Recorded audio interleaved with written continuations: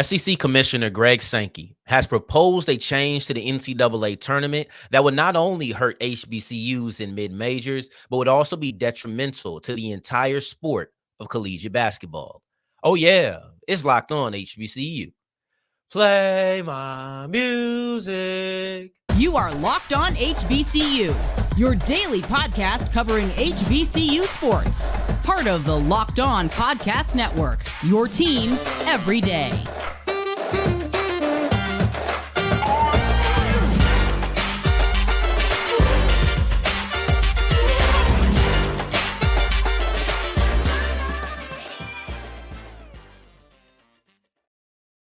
What's going on, family? Welcome back to another episode of the Locked On HBCU podcast, your number one daily one-stop shop for everything HBCU athletics, Monday through Friday, part of the Locked On Podcast Network, your team every day.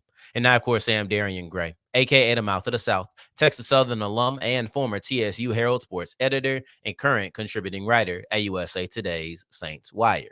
Thank you for going on this journey with me, making Locked On HBCU your first listen of the day every day. And remember, just because the mic cuts off does not mean that the journey is over. It just means it's time to follow me on Twitter at South Exclusives.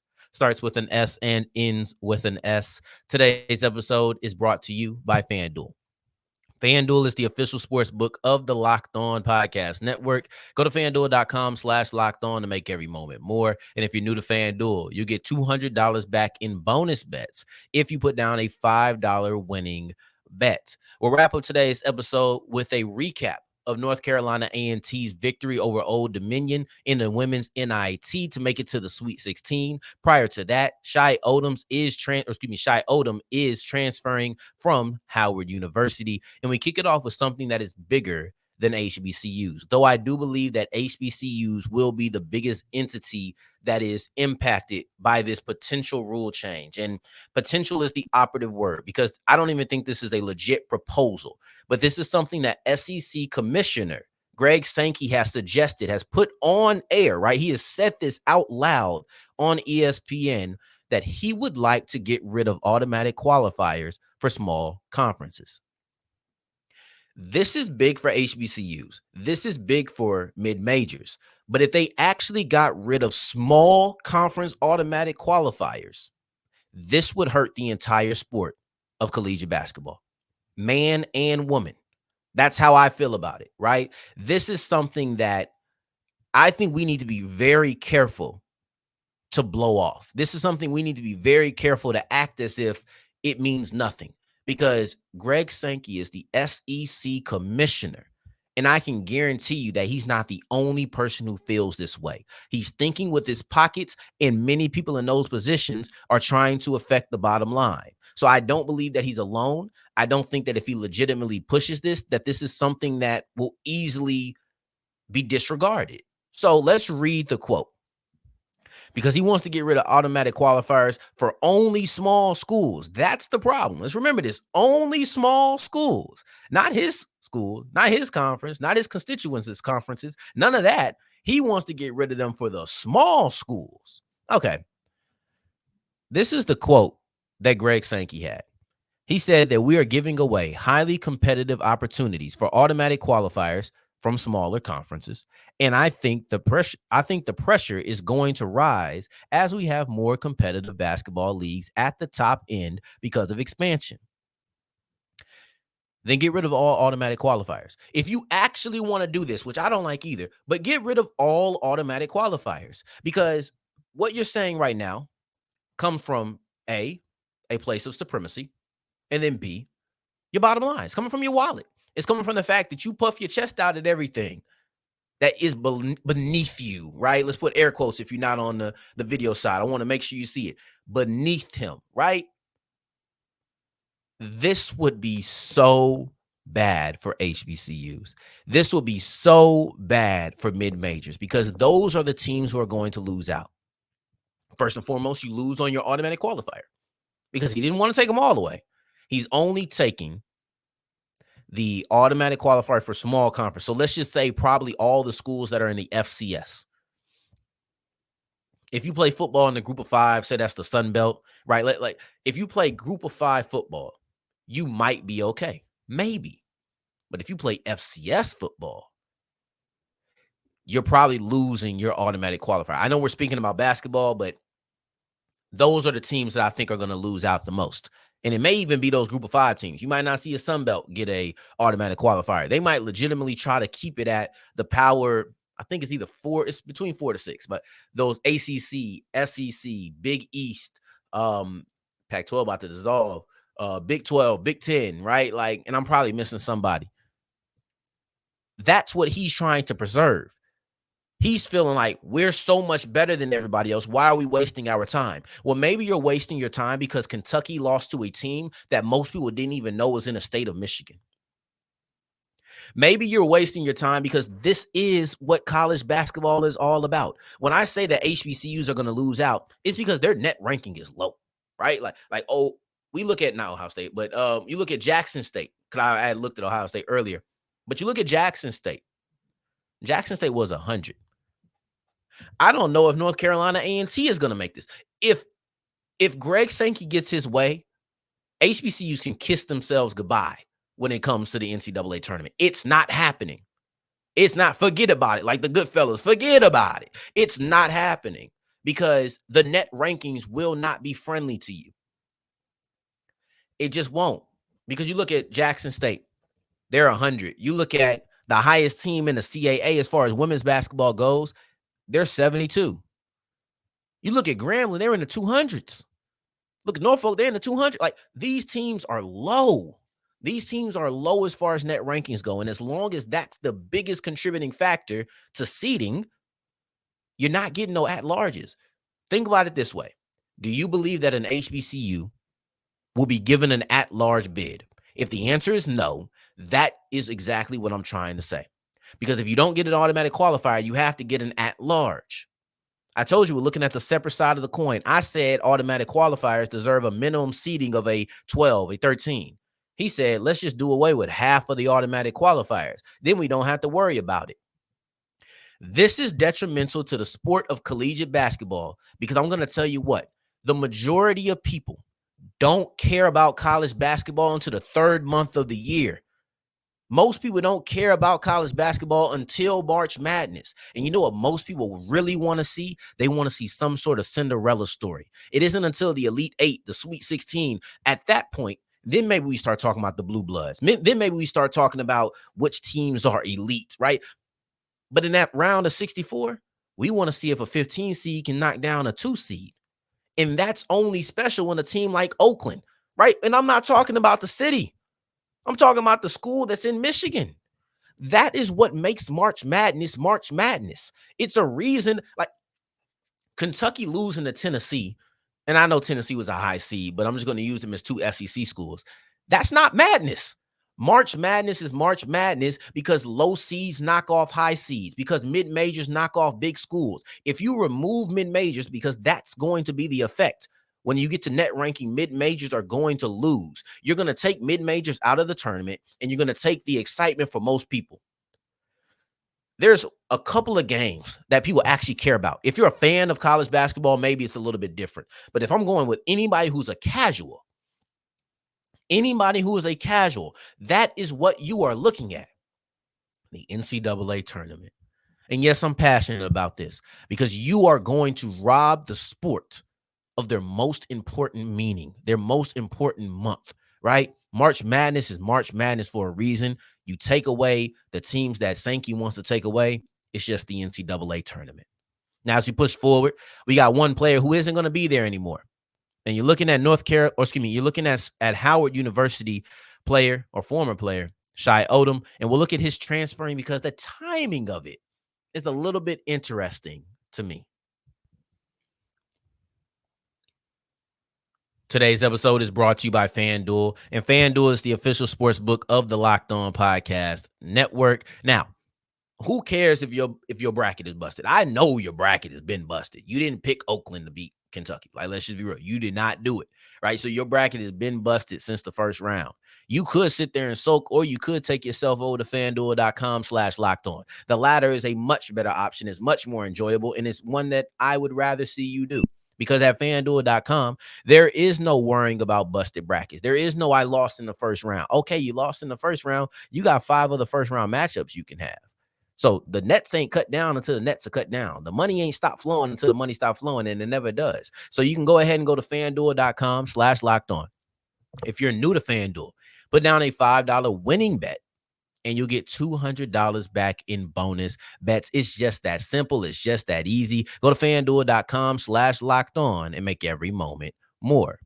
Today's episode is also brought to you by eBay Motors. And eBay Motors is the #1 place for all of your car needs, right? Car needs and wants. Let me make sure I add the wants in there. I always try to make sure it's clear. There doesn't have to be something wrong with your car for you to want to change your car. Maybe you need a bumper, right? Maybe you did get into an accident and you need a bumper. Maybe there is a certain part that it's just been waiting on you to get. But on the other hand, maybe you just want to make your car look better. Maybe you just want to add a little style. Maybe you want a new wrap. Maybe you want some new rims, right? All you have to do is put your car into the My Garage section. So that'll be a 2004 Honda Civic, right? Let's put that 2004 Honda Civic into the My Garage section, and then they'll come up with the parts for your car that fits your part or fit your car guaranteed. They have over 120 million pieces. So I know that they'll have a part that fits for you. Just go to ebaymotors.com. Let's ride. As we continue rolling on today's episode of Locked on HBCU, I appreciate you for making this your first listen of the day. Every day for your second listen, make sure you're checking out Locked on College Basketball to get the bracket breakdown show with Andy Patton and Isaac Shade. Who cares if your bracket's been busted? Let's look at the rounds going forward. So go to Locked on College Basketball wherever you get your podcast. Shai Odom is transferring from Howard University, and me, personally, I think the timing is a tad bit interesting because why now? Why now? Let's really ask that question. I would have thought if Odom was going to leave, then Odom would have left last year. I seen Elijah Hawkins leave last year. I seen Steve Settle leave last year, right? I seen these players when Howard made it to the NCAA tournament. I saw them depart for greener pastures.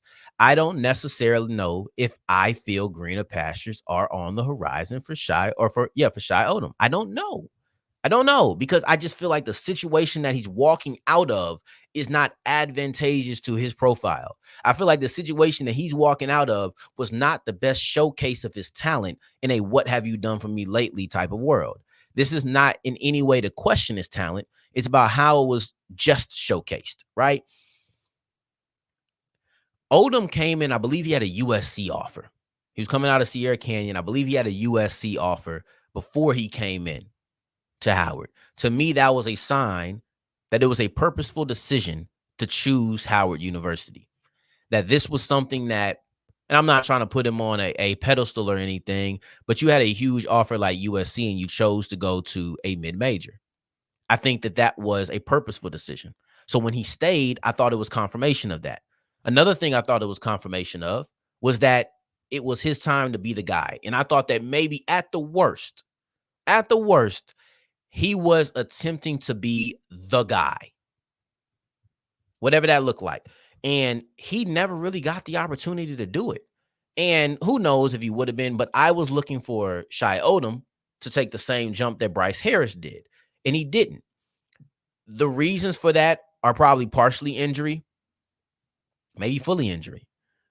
But injuries definitely had a part to play in why his sophomore season was not it didn't live up to expectations. Let's put it that way.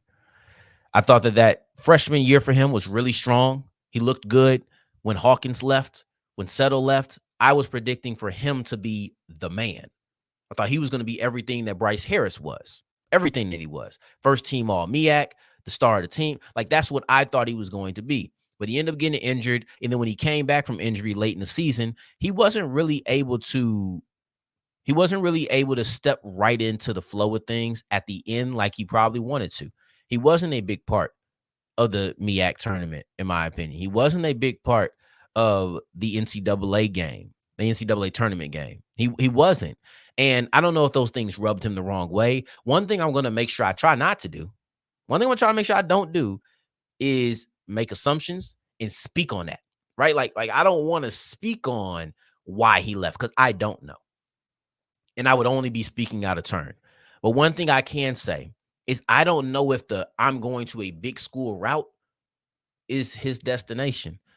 It will make me think that there's something about Howard specifically that makes him want to leave. I know I said I'm not making no assumptions. I'm not going to make any declarative assumptions, right? But I just don't see I'm going to go to, let's just use USC because we brought him up earlier. I don't see that because you're coming off of a down year, coming off of a year where you were injured. So I don't necessarily know if going to USC makes the most sense, right? I don't know if going to a big school makes the most sense. I don't know if he looks the most desirable at this moment. To me, he would need a year to put some better tape on there where you maybe are the leader or the second leader in points, third leader in points. Like maybe that's what you needed. He wasn't top 3 in points and he struggled at points. I think his rebounds went down. I think maybe his assists went down. His turnovers went up. Like this was not a great showcase for Shai Odom. I think that his freshman year was a much better showcase. So now that you're leaving now, what does that mean? I don't know. I won't try to assume, but I will just say for whatever reason, it's clear that Howard is not the best place for him anymore. No duh, he's transferring. But sometimes where you're transferring to is more important than where you're transferring from. I don't believe that this is one of those cases. I believe that the down year, the struggles with injuries that led to the down year didn't set him up to leave Howard for greener pastures. So it must be something about Howard that he said, that's not the right fit for me anymore.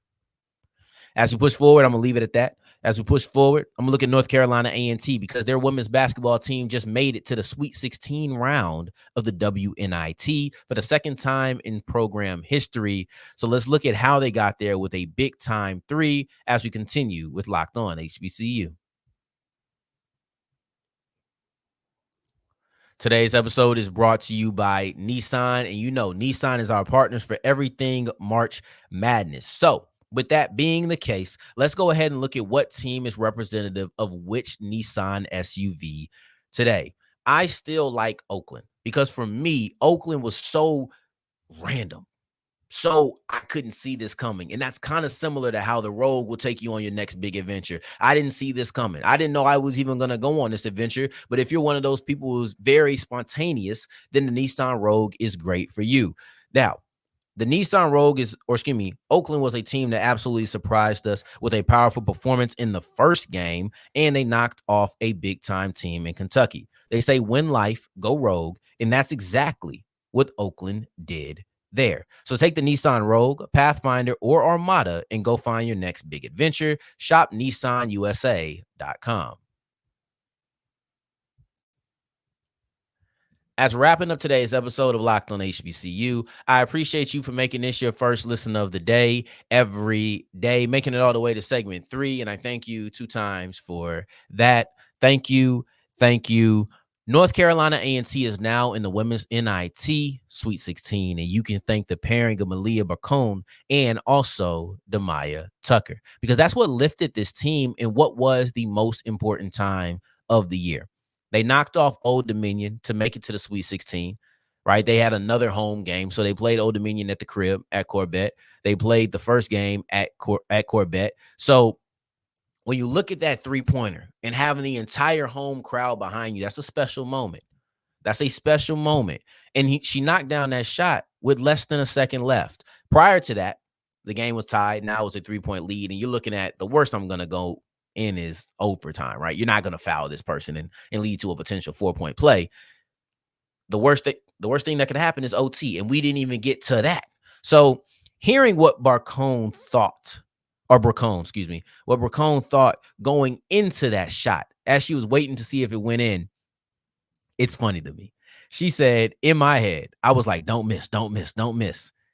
This season really wasn't the best season for me shooting wise, but just knowing that Demaya trusted me meant so much. And it's funny because that is a lot of pressure. That's a lot to go into and be like, oh man, I got to make this shot right now so that we can win this game in the tournament. And I haven't been shooting the best. That's true. She was 0 for 4 in that game until that shot. And then you also look at the fact that her 3-point shooting percentage had dropped 8%, excuse me. So this has not been great shooting for her. But even with all of those things seemingly being the odds stacked against her, she still knocked down that clutch 3-pointer. And it was one that's going to be remembered. So you go from feeling like I'm struggling this season to knocking down a 3-point shot that everybody is going to remember. This is not one that people are going to forget. So Bracone is kind of stamped in the history books in a way, because I think people will forever remember this moment, especially because it was at home. But then let's look at Demaya, because it's more than just setting up the shot. First off, those two were the leading scorers on the team on this game, right? But then you hear Tucker's thought process into the assist and just knowing how to facilitate for this pass. She said, I know our reads. I know if the help didn't step up to me, I either had to shoot. I either had the shot at the elbow or a drive. But if Bracone's man helped, her three was going to be open. And fortunately, they left our shooter open. So I just passed her the ball because I knew she was open. The mental processing was setting up the shot is something that I also enjoyed. I know we talk about this 3-pointer, we talk about the offense, we talk about the shot, but this was a defensive struggle. This was a game that was very difficult on the defensive side, on the offensive side for both teams. 48-45, not high scoring at all, much less than both of their average of 64. But they also have crippling defenses because both of these teams allow 0.83 points per possession, defensive possession. For Old Dominion, that's good for first in the Sun Belt. For North Carolina A&T, that's good for second in the CAA. So these are two strong defensive teams. So it's no real surprise that we had a defensive showdown until you had Bracone's big time 3-point shot and knocked that down. So now North Carolina A&T is going into the Sweet 16. It's not the first time the program has been here, but this team is looking to break through because they've never been to the Elite Eight of the women's NIT. So with that being the case, let's look at who they may have to face. Y'all know how I get down, how I give it up. I'm recording early. So it's either going to be FIU or it's going to be Troy. Either way, this is going to be a home game for North Carolina A&T, the third in a row at Corvette. So now you have the third game where they're coming to the crib. And you're going to, and trust me, I know that's different. I know the energy of the house is different. When you're in your building and you have your fans and they're packed out, it's different. Then maybe you got to go on the road. But for right now, you're staying at home and the energy of the fans is behind you. They're coming into a hostile environment. Think about it this way. Coach Tamika Reed of Jackson State said that she wishes that they have neutral sites in the NCAA tournament. And that's not just because, oh, we don't want to have to travel. It's because coming to somebody's house and playing that game in a game of that magnitude is extremely important. This is already a team that is 11-4 at Corvette this year. North Carolina A&T has been successful at home, and we'll see if they can continue that stretch. All right. So we'll look at Grambling women's basketball and the WNIT and their journey on tomorrow's episode as well. But I appreciate you for making this your first listen of the day every day. For your second listen, make sure you're checking out Locked On College Basketball or Locked On Saints, Locked On Pelicans, Locked On LSU, Locked On Louisiana, doing the thing up, right? Not Louisiana. That's not a show, but all those shows are in Louisiana. So I appreciate you for making this your first listen of the day every day. If you're looking for me, you can find me on Twitter at South Exclusives. Until next time we hear each other, family. Take care. Stay blessed. Peace.